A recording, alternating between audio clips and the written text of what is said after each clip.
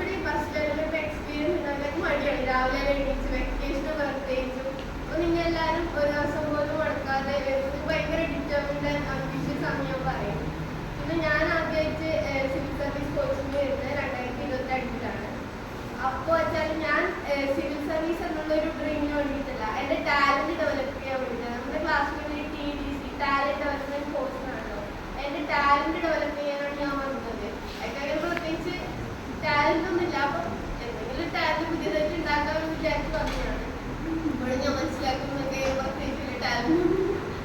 പക്ഷേ എനിക്ക് കുറച്ചുകൂടി നന്നായിട്ട് ആളുകളായി സംസാരിക്കാൻ പറ്റും.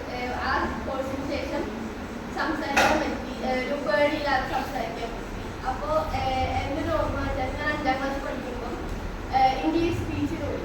എന്നിട്ട് ഞാനൊരു 45 സെക്കൻഡ് സബ്ജിയിലേക്ക് പോയത്. ഇവിടെ സ്കൂളിൽ ഞാനില്ലാത്തത് ഫസ്റ്റ് സബ്ജിയിലേക്ക് പോയി.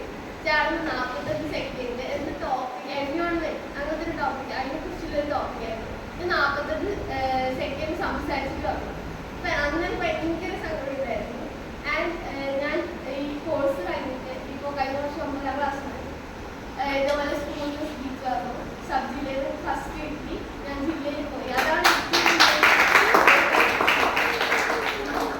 ഈ കോഴ്സിന് ആണെന്ന് വെച്ചാൽ എൻ്റെ ഫ്രണ്ട്സ് എല്ലാവരും ട്യൂഷൻ പോയി. അപ്പോൾ എനിക്ക് ഭയങ്കര ബോറാണ്. അല്ലെങ്കിൽ ഞാൻ ഇവരോടെല്ലാം മിണ്ടും. അങ്ങനെയാണ് എൻ്റെ സമയം പോയത്. അപ്പോൾ ഇവരെല്ലാവരും പോയിട്ടാകുമ്പോൾ നല്ലോണം മടിയായി. അപ്പോൾ ഇത് ഉണ്ട് സാറിൻ്റെ ഗ്രൂപ്പിൽ ഇട്ടിട്ട് നമ്മുടെ പഴയ ഗ്രൂപ്പ് ഉണ്ട് അങ്ങനെ തന്നെ. അപ്പോൾ ആ ഗ്രൂപ്പിൽ ഇട്ടിട്ടാകുമ്പോൾ അങ്ങനെയാണ് ഞാൻ അറിഞ്ഞിട്ട് വന്നത്. അങ്ങനെ അറിഞ്ഞിട്ടാണ് വന്നത്. ഇവിടെ വന്നപ്പോൾ ശരിക്കും ഫസ്റ്റ് ദിവസം ഭയങ്കര ബോറായിരുന്നു.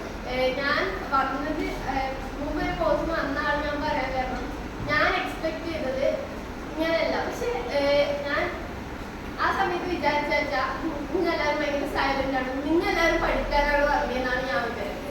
അപ്പോൾ എനിക്ക് ഈ ക്ലാസ്സിൽ എന്താണ് ചളിവാരി അറിയുന്ന ഒരു വിഷയമാണ് എപ്പോഴും ക്ലാസ്സിൽ. അപ്പോൾ അങ്ങനത്തെ ഒരു വിഷയം ഇല്ല എന്നാണ് ഞാൻ വിചാരിച്ചത്. പക്ഷെ അങ്ങനെ ഒരാളും കൂടെ ഉണ്ടായിരുന്നു. അതുകൊണ്ട് ക്ലാസ് ഒന്നും ബോറിംഗ് ആയിരുന്നില്ല. പിന്നെ ഈ ക്ലാസ് കൊണ്ടായിട്ട് എന്ത് കിട്ടിയെന്ന് വിചാരിച്ചാൽ കുറച്ചുകൂടി അറിവ് കിട്ടി. പിന്നെ ഒരുപാട് നല്ല ഫ്രണ്ട്സിനെ കിട്ടി. അപ്പം ഞാൻ 2022 ബാച്ചിലാണ് നന്ദുവിനെ പരിചയപ്പെടുന്നത്. അപ്പോൾ ഞാനൊരു സെമിനാർ ചോദിക്കുമ്പോൾ നന്ദുവിനെ കണ്ടു.